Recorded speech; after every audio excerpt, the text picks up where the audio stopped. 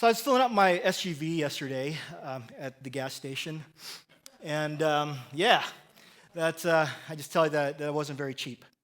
And the prices of gas is just astronomical right now, and I think in some other states like California, it's probably worse.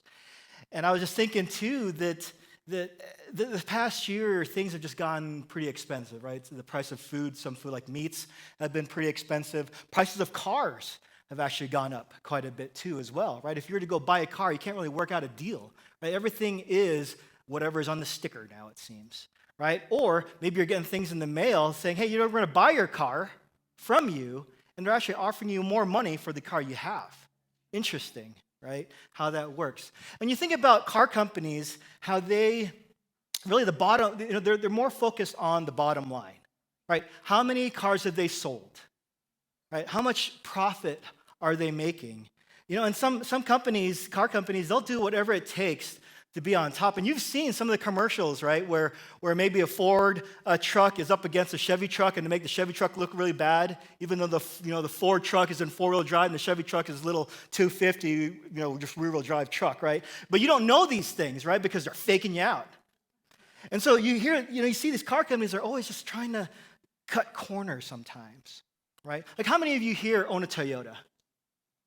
Right, some of us, right? I don't know why there aren't any more.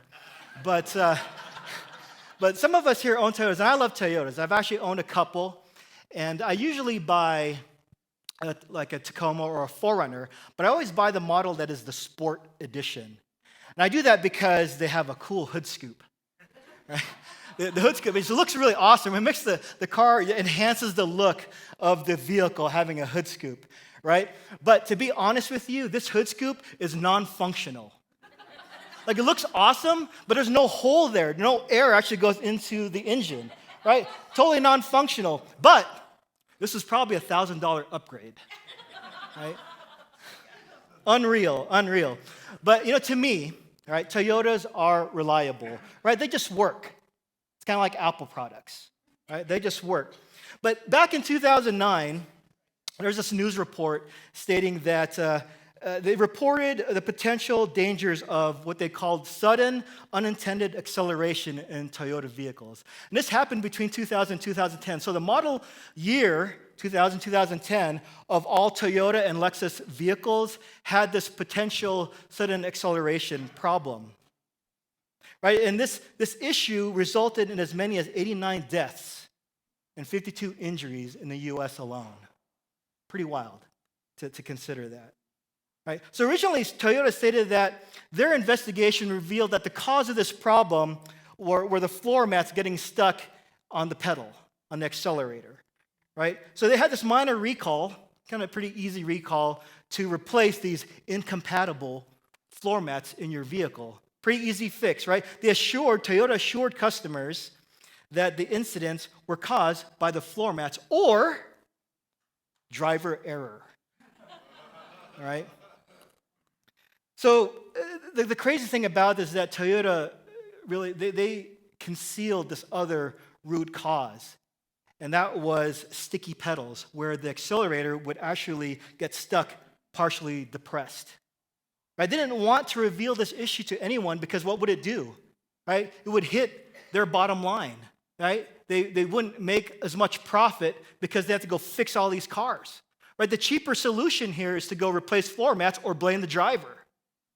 If they had to go and fix this accelerator problem, there'd be other parts that had to redesign some things, and it would just hit their bottom line. And it would also hurt their reputation as well as a car company. Right? So they didn't want to reveal that, right? And so you kind of wonder, like, why would anyone want to buy a car like this if it had this kind of a problem? Right? So that's why Toyota didn't want to reveal this. So in 2014, Toyota agreed to pay $1.2 billion, $1.2 billion, right, dollars to avoid prosecution for covering up this severe safety issue. The FBI even stated that Toyota continued to make cars with parts they knew were deadly. Pretty scathing from the FBI, right? So was $1.2 billion worth it to Toyota?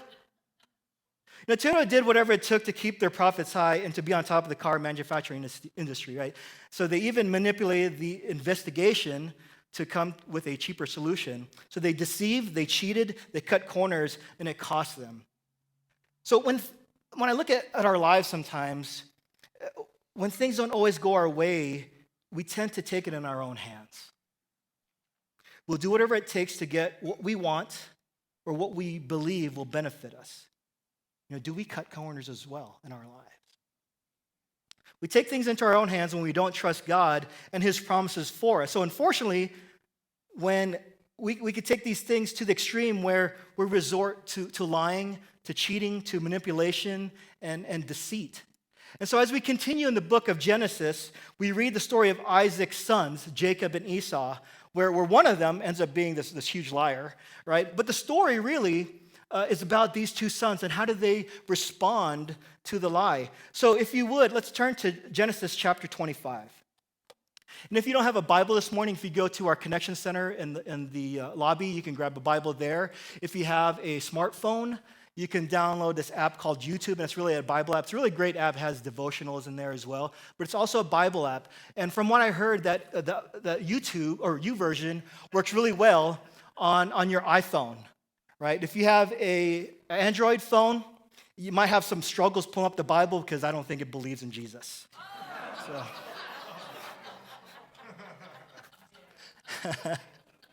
I feel like I'm a walking commercial here up here, right? So let's go set this up. So in Genesis, we've heard, and Pastor Drew has taught about this, that Abraham was old. Right? He was 100 years old. And his wife Sarah was also old. She was 90. Husbands don't be walking around telling people how old your wife is or telling them that they're old. Right? So Abraham 100, Sarah 90, and Sarah was barren. Right? But God had this promise, and he says, Abraham, I'm going to create this line through you that you will have this offspring that will bless the world. And so Isaac was born. Right? And so you hear last week about the faith that Abraham had in God. Right? God had, hey, I want you to go and sacrifice your son Isaac, but Abraham believed that, this is not going to happen. Isaac's going to come back with me. So you heard that story last week. Right? And so now we're going to go into the story of Isaac. And this is where we pick up in Genesis chapter 25 and verse 21. It says this. And Isaac prayed to the Lord for his wife because she was barren. This is his wife, Rebekah. And so there's a lot of parallels here when you hear about the story of Sarah, who is old and also barren. Here's Rebekah, who is kind of old too as well, but she's also barren, right? And so this is God's promise to them, right? So Isaac prayed to the Lord, and the Lord granted his prayer, and Rebekah, his wife, conceived. The children struggled together within her, and she said, if it is thus, why is this happening to me? So she went to inquire of the Lord, and the Lord said to her, two nations are in your womb, and two peoples from within you shall be divided. The one shall be stronger than the other. The older shall serve the younger. When her days to give birth were completed, behold, there were twins in her womb. The first came out red, and all his body was like a hairy cloak. Ew. Right? So they called his name Esau. Afterward, his brother came out with his hand holding Esau's heel, so his name was called Jacob. And if you look at the footnotes, Jacob means to grasp the heel, right? Or to be a cheater. So if your name is Jacob, man, sorry. Well, actually, really, this isn't questioning your moral integrity here, but this is why his name was named Jacob, right? So Isaac was 60 years old when she bore them. When the boys grew up, Esau was a skillful hunter, a man of the field, while Jacob was a quiet man, dwelling in tents. Isaac loved Esau because he ate of his game, but Rebekah loved Jacob. So again, the last 2 weeks, we've learned a lot about Abraham and how God made a huge promise to him that God will use this family to bless the world. Right? Despite Abraham's age and Sarah's age and Sarah being born, God promised that he would bless Abraham with offspring that would lead to great nation. Abraham believed by faith, like we heard last week. The promise of blessing was going to be through Abraham, through his son Isaac, through Jacob, and then down the line. Right? Jacob being Isaac's son. With the faith that Abraham had in God and the promise that God had for him, this faith that, again, that we heard about last week, you would think that faith would flow down to the family, right? But it seems like in this story, as we read on, maybe that faith kind of skips a generation a little bit, right? And so when Isaac was old, his eyes were dim, and he couldn't see, right? So he called his son Esau, his favorite, and he says, hey, go out and hunt and prepare a meal with the game that you've caught, right? So that I may eat and that my soul will bless you, Esau, right? So when we pick up, we're actually going to skip over to Genesis chapter 27. And verse 5 is where we pick up. Now, Rebekah was listening when Isaac spoke to his son Esau. Now, this is really important, right? Because if you are a mother or a wife, I guess this message is for husbands and for kids, right? Mom knows, right? Mom knows things. And so if you're at home and you think you're getting away with something, no. Right? Mom knows. Mom always knows. So when Esau went to the field to hunt for game and bring it, Rebekah said to her son Jacob, I heard your father speak to your brother Esau, bring me game and prepare for me delicious food that I may eat it and bless you before the Lord before I die. Now therefore, my son, obey my voice as I command you. Go to the flock and bring me 2 good young goats so that I may prepare from them delicious food for your father, such as he loves. And you shall bring it to your father to eat, so that he may bless you before he dies. It's funny how Rebekah is just kind of concocting some, crazy lie here, right? That she wanted to have, she said she heard Isaac, her husband, want to go bless Esau. She said, well, you know what, that's not going to happen, right? I want Isaac to bless my favorite, Jacob. And so you wonder, what's making you do this, Rebekah? And we just read in Genesis chapter 25 that God said that you'll have 2 nations in your womb. The youngest, Jacob, will rule over the oldest, Esau. So God was already promising to Rebekah that, hey, don't worry about this, right? Your son, Jacob, your favorite, will continue that line. God's promises to Abraham will be through Jacob, or through Isaac and then through Jacob. But she didn't believe. She had this doubt. So she had to go and take matters into her own hands and come up with this silly plan. And it's really funny, too, because as we continue reading, you kind of wonder if Jacob was wondering, man, this idea is totally whack, right? And so if we continue on in verse 11, it says this. But Jacob said to Rebekah, his mother, behold. And when he says behold here, it's more like, hey, consider this. Or have you even thought this through? It says, behold, my brother Esau is a hairy man, and I am a smooth man, like a newborn baby's bottom. Right? Perhaps my father will feel me, and I shall seem to be mocking him and bring a curse upon myself and not a blessing. And his mother said to him, child, please.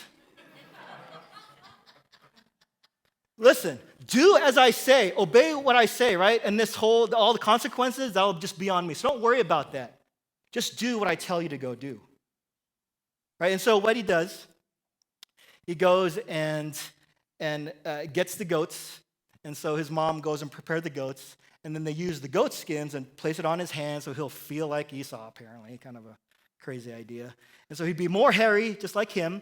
And they even raided Esau's closet so he could dress and smell like him. And so we read over in verse 18. This kind of cracks me up. So he went into his father and said, my father. And he said, here I am. Who are you, my son? And Jacob said to him, I am Esau, your firstborn. Lie number 1. I have done as you told me. Now sit up and eat of my game that your soul may bless me. But Isaac said to his son, how is it that you have found it so quickly, my son? And you kind of think that Isaac is like, this is kind of weird. He's a little doubtful that maybe this really is Esau, right? And so he asked this question. And so Jacob answers, because the Lord your God granted me success. That's lie number 2. You even use God for this lie. Then Isaac said to Jacob, Please come near that I may feel you, my son, to know whether you are really my son Esau or not. And so you got to think that Jacob's like, oh my gosh, here it comes, right? I hope these goat skins work because he's about to feel me. So Jacob went near to Isaac, his father, who felt him and said, the voice is Jacob's voice, but the hands are the hands of Esau. And every time I read this, I just picture this, right? Esau being kind of the man's man, the hunter, he's probably thinking, I'm Esau, right? I'm a hunter. I bring game, right? I pick things up and put them down, right? And so you think that this is how I picture Esau's voice, right? He's the man's man, right? And then Jacob's voice, you kind of wonder like, hey, Pluto. I don't know. Every time I read it, just kind of cracks me up because are their voices really that different? And I feel bad now because you're going to leave here this morning and you're going to think that Jacob sounds like Mickey Mouse. All you're going to take from this morning is that, Jacob, yeah, he sounds like Mickey Mouse. And man, when I see Jacob and him, I'm about to kind of apologize to him for that. But this is what, Isaac is wondering, like, he's hairy like my son Esau, but his voice doesn't sound like that. So he's already questioning what's going on here. And he says, he did not recognize him because his hands were hairy like his brother Esau's hands. So he blessed him. He said, are you really my son Esau? And Jacob answered him, I am. That's line number 3. Then he said, bring it near to me that I may eat of my son's game and bless you. So he brought it near to him and he ate, and he brought him wine and he drank. Isn't it interesting that when you're caught in a lie, that you have to tell more lies to make the first lie sound legit? It reminds me of this time when I was about 11 years old, my sister was 4, and we were playing outside, and a friend of mine was throwing rocks at us. And so, hey, quit doing that. And a rock hits my sister right here and leaves a scar. Right? So I was really scared. I was like, oh my gosh, I'm taking care of my sister. My parents are out, they're working. And so I brought them back, brought my sister back and said, hey, when mom and dad comes home, just kind of tell them that you were taking a nap and you fell off the couch and you hit your head in the coffee table. Yeah, okay, cool lie. Right? So that lie lasted for like 25 years. And I felt bad. I remember visiting my parents one time in the Philippines, and I'm already an adult. And they said, oh man, you remember when Melissa, she fell down and she hurt herself, on that coffee table? Like, oh yeah, man, you can still see the scar. Yeah. And a couple years after that, I finally told the truth. And but it's funny that when you are caught in a lie, you always have to build that up to make sure that the original lie sounds legit, right? And this is what Jacob is doing here. He tells his father that, yes, I am Esau. Oh, I was able to get the game because God blessed me. Now he's trying to justify this by using God to make it even sound more legit than that. And he lies again, saying, yes, I am Esau. Kind of sounds like Peter when he denied Jesus 3 times, right? He's telling those people, no, I don't know him. 3 times he did that. He's fearful for his life. Jacob is caught in this web of lies that he not only created for himself, but when you think about it, Rebecca, his mom, actually kind of put him in this position. Right? So all of this effort because they didn't trust God's promise that Jacob would be the leader of this family, that he would continue this family line. They didn't believe that the promise and the blessing to Abraham would also flow down through him. So the big idea this morning, this is our sermon in a sentence, is this. Despite our shortcomings, God is never short on his promises. Despite our shortcomings, God is never short on his promises. And as we read through this, there are 3 principles that we're going to learn here this morning. And the first one is dishonesty isn't worth it. So Rebekah and Jacob believed that it was necessary to deceive and manipulate Isaac so then Isaac would bless Jacob over Esau. And unfortunately, that's kind of the way the world works here, right? Where there is a preference for competency over character. Right? It's no longer about your integrity or your ethical behavior, right? It's all about how competent you are in cheating or manipulating the system. When you look at reality TV shows, right? There's a show like Big Brother, and then there's other show called Survivor, right? And would you believe that Survivor now is on its 42nd season? This show started back in 2000, and it's still going. And the whole point of that show is not necessarily surviving in the wilderness or wherever they drop them off, right? What it's about is that it all comes down to the end of the episode, where everyone that's on that show, all the contestants, vote someone off the island, right? It doesn't really matter what they're doing throughout the day, right? It's just at the end of the episode, hey, who are we going to vote off? Right, and this is where you hear each member talk about how they're strategizing and conniving and making alliances with other members here, right? So, hey, you know what? This guy, he's going to be kind of a threat to me winning, so let's go vote him off. And so that's what they do, right? They lie, manipulate. And so at the end of the show, you have this winner. And basically, the winner of the show is the best manipulator, right? Oh, congratulations. You're the best liar. And the whole world knows that you're the best liar, right? But, the ratings suggest that this is the kind of stuff that we love, right? I mean, gosh, this show has been around for 22 years, and it's still going. And I know there are fans here, and one sitting behind the sound team over there, too. So we can't fall into the trap of being deceitful people, right? Manipulators for our own gain. Just because everyone else is doing it around us doesn't mean we should. Especially if we're faced with it on a day-to-day basis, right? We can see manipulation and cheating around us, and it could be easy to say, you know what, if it's working out for them, maybe I should do the same thing. And unfortunately, sometimes that experience happens at home. Now, Paul talks about it in his letter to Timothy. In Timothy chapter 4, in the first verse, it says, "Now the Spirit expressly says that in later times some will depart from the faith by devoting themselves to deceitful spirits and teaching of demons." And so what we want to do is what Paul writes in Ephesians chapter 4. "Therefore, having put away falsehood, let each of you speak the truth with his neighbor, for we are members of one another." We got to put away falsehood. Any little white lie can become an avalanche of deception. Right? Like I said earlier, that one lie ends up, resulting in more lies just to make sure that one lie is legit. You saw it with Jacob and the lies he said to Isaac, and even used God for that. But my question this morning is, when God makes a promise to you, will you trust him? Or will you try to take it into your own hands because you feel and believe that it's not going to work out the way you wanted it to? And here's another tougher question. Where have you let a desire to win or get what you want drive you to disqualify or contradict your character? Where are you making compromises on your character to get ahead? Remember that any deceit and manipulation always negatively impacts someone, and that could be someone you love. So as you continue to read in Genesis, Jacob just received the blessing from Isaac that was meant for his brother Esau.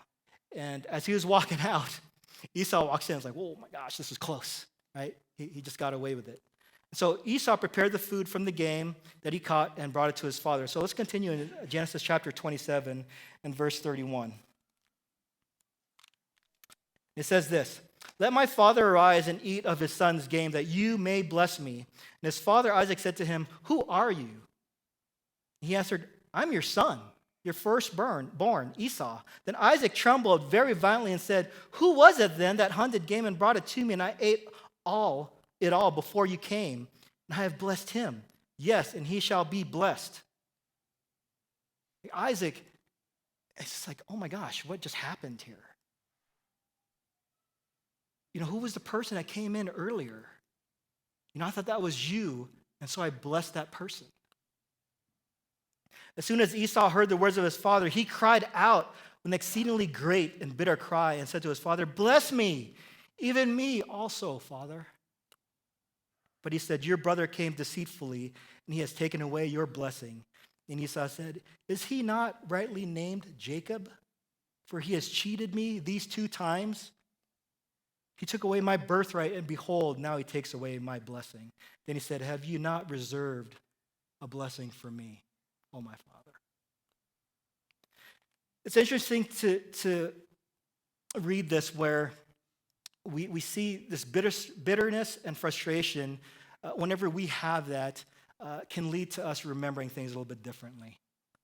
Right? When you read about Esau, he's blaming Jacob for these 2 times that he's been deceived. Yes, he was deceived here for getting the blessing, but also in the birthright earlier on that we read in chapter 25. And what happened there was Esau was starving. He was coming back from a hunt, and there wasn't any food except that his brother Jacob actually had some stew made up.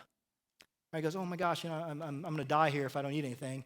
And so he says, hey, Jacob, can you give me some of your food? And Jacob, he goes, well, I can give you some if you give over your birthright. Oh, that sounds like a great deal, right? And so Esau goes and takes it, right? And so when you go through the story, he's blaming Jacob for 2 things, the blessing and then also his birthright. But really, that birthright thing was kind of his own fault. But I don't really blame Esau here for being frustrated. I mean, he had this bitter cry, exceedingly bitter cry. So how would you feel if you went out to go hunting as your father asked, right? And as you're hunting, you're pretty excited, knowing that, hey, when I get back, when I make this food, I'm going to get my father's blessing. Only to find out your snot-nosed little brother took it from you, right? That's got to be a heartbreaker. You're excited for something, so when I can't wait to get back. Because I'm going to be blessed by my father. And then you find out it was just stolen right from under you. Right? Esau's life, I have to believe, his perspective on things probably changed at this point in his life. Right? Deceit and manipulation negatively impacts people in your life, including your family. It may seem that when we have to revert to dishonesty to get what we want, we tend to forget the consequences downstream. Dishonesty always will hurt more than just yourself. And you'll see it here with Jacob hurting Esau. So let me go back to this whole blessing thing and kind of give you a little bit of a background for that. Right? So in those days, before the father passed, he would perform the ceremony of blessing, right, in which he would officially hand over the birthright to the rightful heir. Right? Normally, that is the firstborn. Right? And so, but this birthright thing, this blessing, isn't official until that blessing was announced or pronounced, right? And so, yeah, so you have this birthright, but until your father tells you that, hey, you're going to be blessed, then that's when it starts to kick in, right? And that's why Esau pleaded for this blessing, because while he did sell his birthright to his brother, right, that wasn't really official yet, right? So he had a chance to reclaim that if his father blessed him. So Esau continued to plead with his father for this blessing, and this is what Isaac says to him. Behold, away from the fatness of the earth shall your dwelling be, and away from the dew of heaven on high. By your sword you shall live, and you shall serve your brother. But when you grow restless, you shall break his yoke from your neck. That doesn't really sound much like a blessing, does it? It reminds me of fortune cookies, right? Back in the day when I was a kid, fortune cookies actually had some really cool words like, you're going to be blessed throughout the year, blah, blah, blah, this and that, right? Like fortune cookies nowadays, they kind of just tell you fact, right? Like if you don't put gas in your car, you're going to end up on the side of the road. Here are your lotto numbers, right? So that's kind of how this blessing is, right? This is what Isaac is telling Esau here. It really isn't a blessing. It actually just says that, hey, Esau, your brother's going to rule over you, even though you're the oldest. So it's a case of the haves in Jacob and the have-nots in Esau, and they will continue to come to blows for a time like they struggled while in the womb. Right, so Esau's reaction to all this is pretty natural. And so he says this in verse 41. Now Esau hated Jacob because of the blessing with which his father had blessed him. And Esau said to himself, the days of mourning for my father are approaching, then I will kill my brother Jacob. Esau's heart is full of rage and vengeance against his brother because of all this anguish that he's caused. Right? And so it seems that Esau's reaction could be justified, but this is the truth here. And the second principle is leave vengeance to God. And I'm sure Esau already had this pent-up rage and anger towards his brother for losing his birthright, and now his blessing was just taken, right? And so some of this anger was based on all this stuff. And I'm sure there's other things that he was angry about, like maybe getting blamed for stealing cookies out of the cookie jar, but yet his brother did that, right? So all these things throughout the years just kind of built up to this point.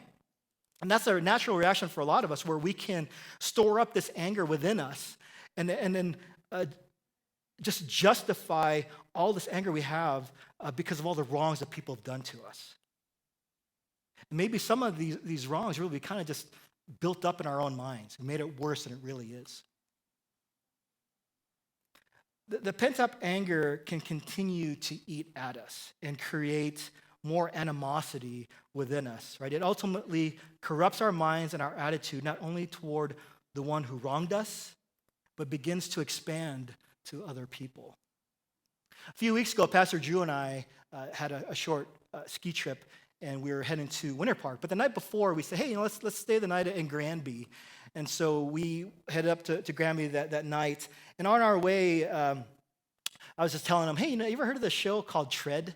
It's about this story of this guy in Granby, right? That built this tank out of a bulldozer, and so the next morning we're heading to Winter Park, and we stopped at this coffee shop, and lo and behold, there was this book about this very story, right? And so what happened here back in 2004.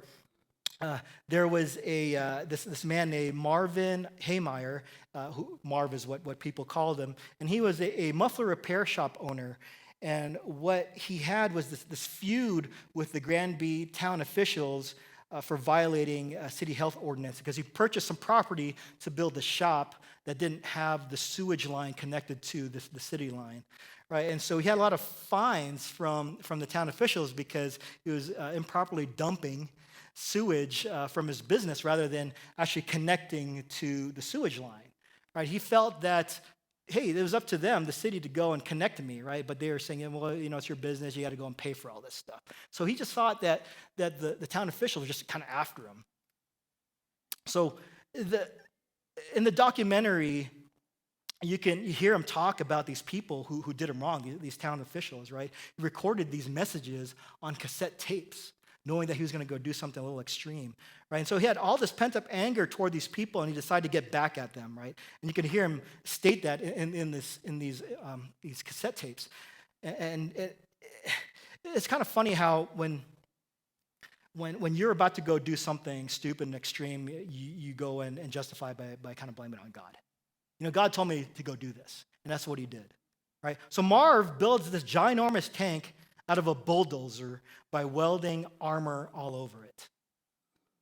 And on June 4th of 2004, he went on this rampage and focused on destroying the businesses owned by these town officials who felt did him wrong.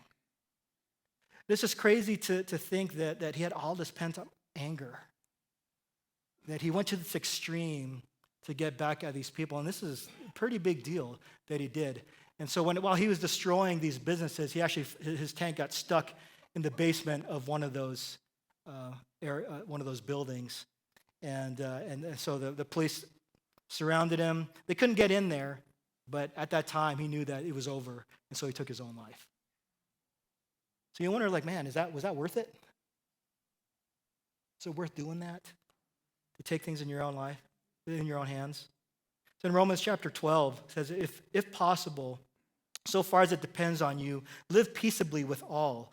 Beloved, never avenge yourself, but leave it to the wrath of God. For it is written, vengeance is mine, I will repay, says the Lord.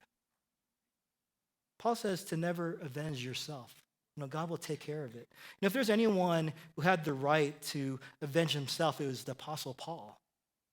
You think of all the struggles that he had throughout his life, being persecuted and then being thrown into jail, where he actually wrote a lot of his letters from, right? If anyone had the right to and have resentment towards other people, it would be Paul. And I think many of us find ourselves living a life of resentment when we think about some people maybe at work that have said something to us or treated us poorly. We want to kind of get back at them a little bit. Well, I'll show you later. Or someone at the store or restaurant where, they also gave you bad service. Well, I'm not going to tip you then. I'm just going to tell everyone that this business is horrible. Maybe there's someone in your family that you're holding resentments against, right? Where someone who said something to you negatively or did something to you negatively. Any of us would be, any of these things that we would face could justify or be a motivation for revenge, but God says, let me take care of it. Only live peaceably with everyone. It doesn't necessarily have to be peaceably with the one who wronged you, right? The key message here is this, is not to allow the resentment to manifest into hate towards everyone, let alone yourself. And I think that's the worst part too, is the resentment towards yourself, where you start to believe that you don't matter, that you are not worth it, that God does not love you. I had a message from a friend in high school this week who says, what if you're just so far gone? I've done so many things in my life that I regret, but to me it just seems like it just doesn't matter anymore. Why would God love me? And it's a heartbreaker because there's a lot of people who live in this life of resentment towards themselves. And when they start feeling like they just can't make it beyond where they're at, they'll start to make some pretty bad decisions for their life. And sometimes it'll be hurtful towards themselves, and other times it could be hurtful towards other people. And this is not what God wants for us. Self-resentment and hate is just another way that the enemy, the devil, his way and his lie to consume you and to turn you away from God. So at this point where we are very vulnerable and in a time of weakness is his time to go and pounce. Right? In 1 Peter 5:8 it says that we need to be sober-minded and watchful, aware. Right? The devil prowls around like a roaring lion waiting to consume you. So the enemy waits for the perfect time to strike. And when we're in this time of weakness and self-loathing, he's going to go and try and strike. And going back to Genesis chapter 27, Esau just said that once his father is gone, he's going to go kill his brother Jacob. So Rebekah, the mom, knows about this, right? Like I told you before, be careful, mom knows. Right? So mothers know everything, right? So she tells Jacob that Esau is going to kill him. So hey, Jacob, you should probably leave and go to Laban and go hang out with my brother, your uncle, and stay there for a while till Esau's anger towards you subsides, right? But before you leave, your father's going to leave you with a blessing, right? And so Jacob blesses him and tells him not to marry a Canaanite woman. Instead, just go to Rebekah's dad's place and marry one of the daughters from that house. And so Genesis chapter 28, we move on to that, and verse 3 says, God Almighty, this is Isaac telling Jacob, God Almighty bless you and make you fruitful and multiply you, that you may become a company of peoples. May he give the blessing of Abraham to you and to your offspring with you, that you may take possession of the land of your sojourning that God gave Abraham. Again, here's the blessing through Abraham to Isaac to Jacob. Thus Isaac sent Jacob away, and he went to Padan Aram to Laban, the son of Bethuel, the Amorian, the brother of Rebekah, Jacob's and Esau's mother. Thank goodness you don't have to pronounce these names correctly to go to heaven, right? So Isaac sends Jacob away with a blessing, and this one was a very detailed and focused blessing to him, right? It wasn't a fortune cookie blessing. This is actually detailed, like I want you to go here and be fruitful and multiply. It was a promise that God, again, made to Abraham through Isaac to Jacob. Okay, that's important, right? This blessing through this line is very important. We have to remember this. So, of course, Esau finds this out, right? And so if we go to verse 6, it says, Now Esau saw that Isaac had blessed Jacob and sent him away to Padan Aram to take a wife from there, that he blessed him, that as he blessed him, he directed him, You must not take a wife from the Canaanite women. And that Jacob had obeyed his father and his mother and gone to Padan Aram. So when Esau saw that the Canaanite women did not please Isaac, his father, Esau went to Ishmael and took as his wife, besides the wives he already had, Mahathalath, I think that's how you say it, the daughter of Ishmael, Abraham's son, the sister of Nebaioth. So you have to put yourself in Esau's shoes here, right? He was the firstborn, so naturally he felt cheated when he lost his blessing, right, from his father that was given to his brother Jacob. So the only thing that he got was that he would be pretty much a servant under his younger brother. So Esau loved his father, Isaac, But he probably felt a little slighted when Isaac gave the blessing to someone else. It was apparent also that Rebekah didn't really love Esau that much, right? Jacob was her favorite.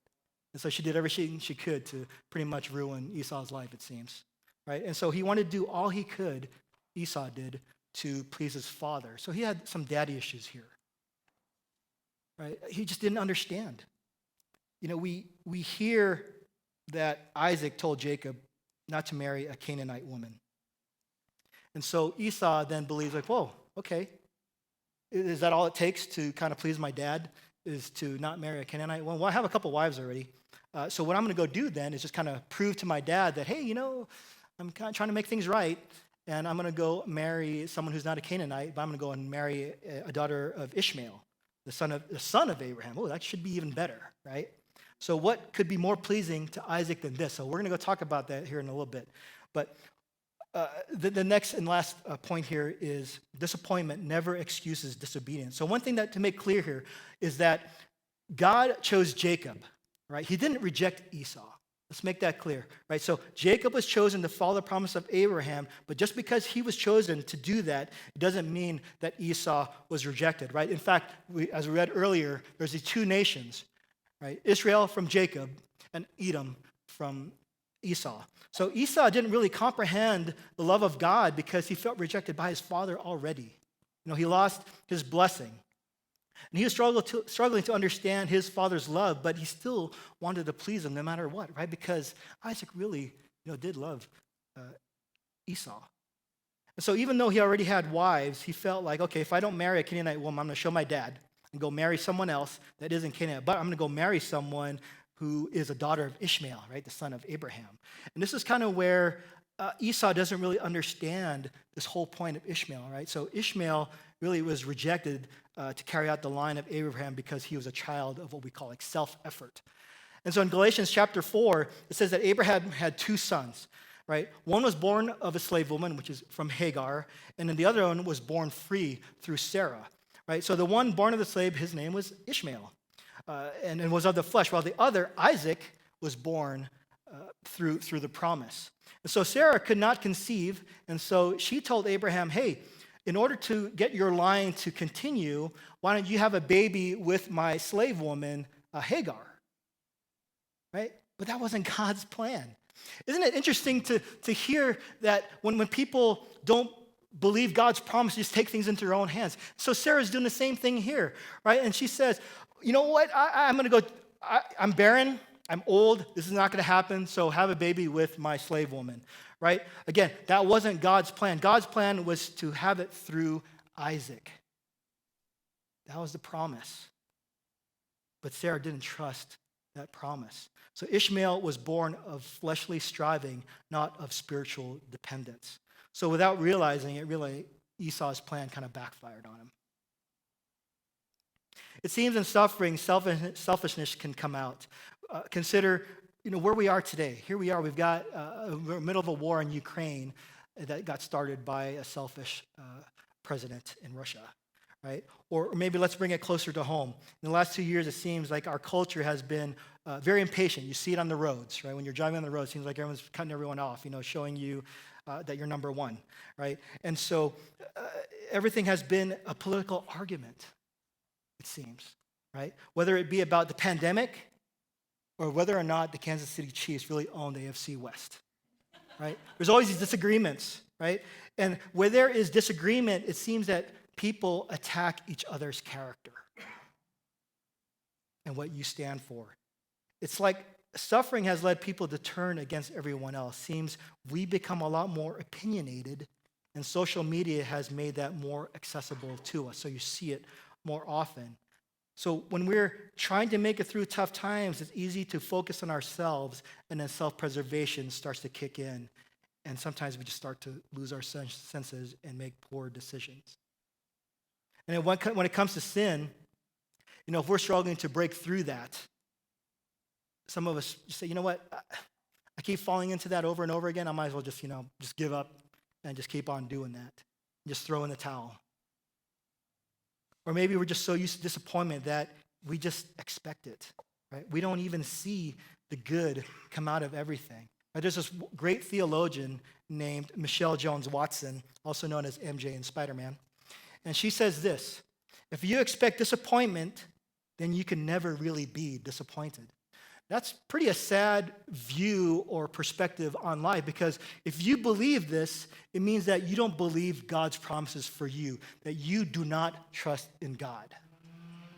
And then whatever it says in Romans 8:28 is pretty much out the window. In Romans 8:28 says this: and we know that for those who love God, all things work together for the good, for those who have been called to his purpose.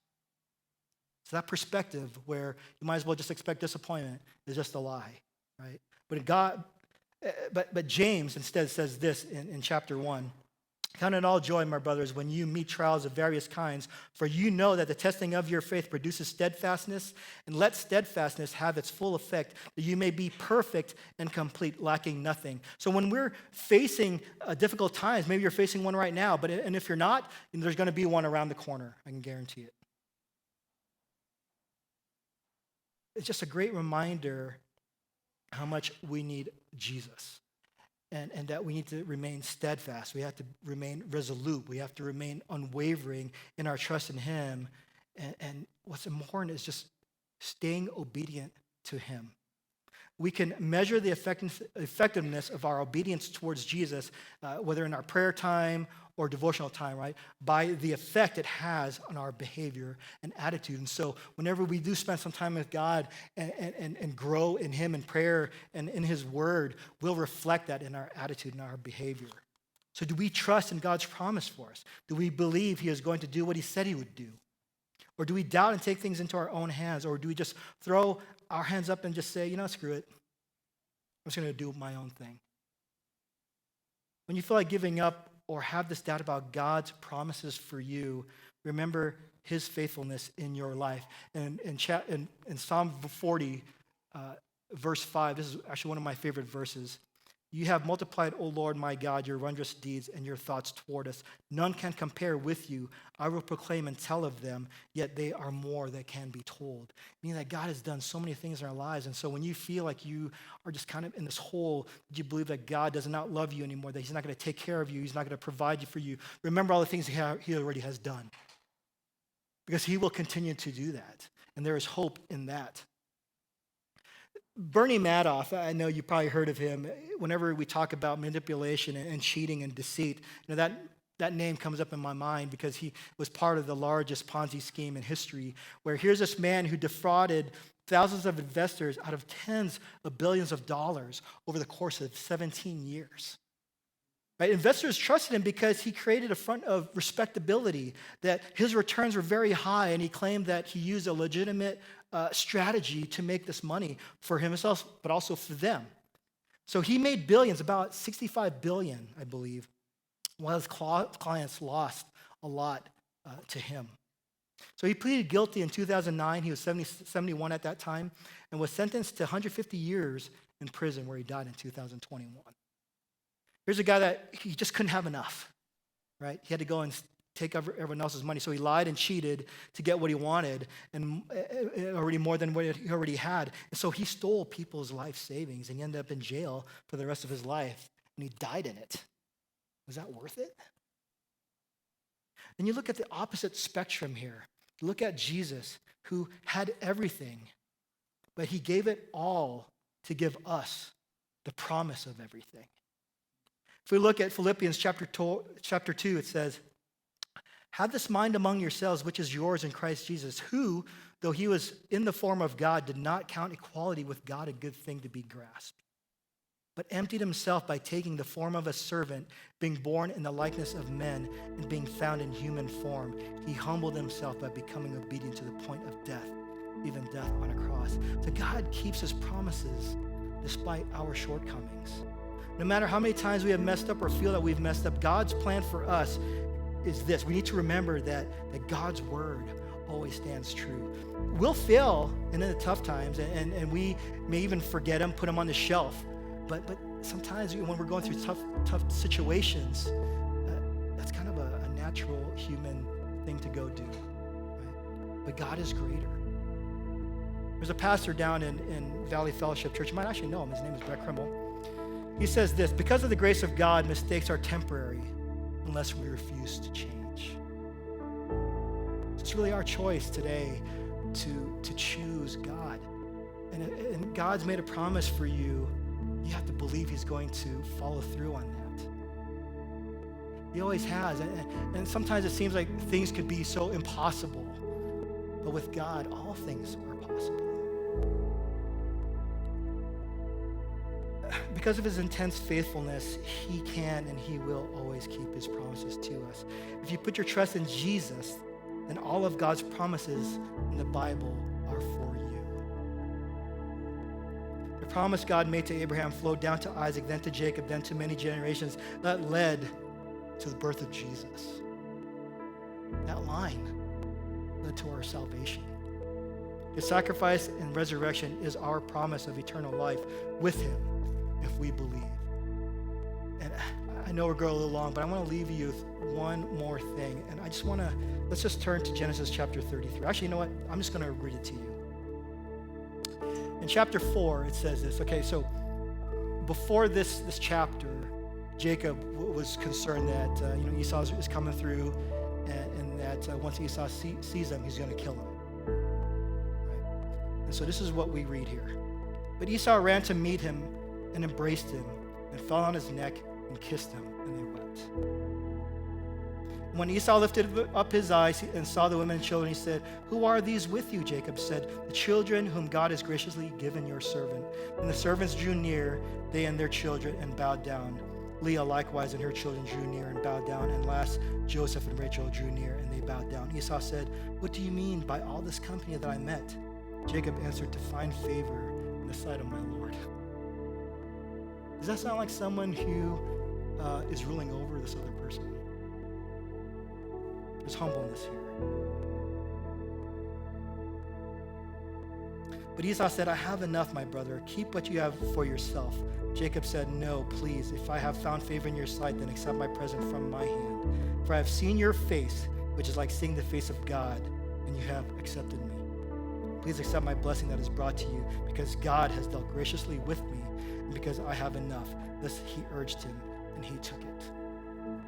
So great to hear that here's these brothers who really have struggled pretty much all their lives. And you can harbor a lot of hate towards someone else because of the wrong that's been done to you. But in this story, you see that there's forgiveness. And that's what we have in Jesus. Right? You can think like, I've done so many wrong things. Why would God love me? One thing I tell you is that there's nothing you could do to make God love you more. There's nothing you could do to make God love you less. He just loves you. And that's the truth that we have. His promises for us is through Jesus Christ, who is our salvation. And in him we can have hope and peace and the promise of eternal life.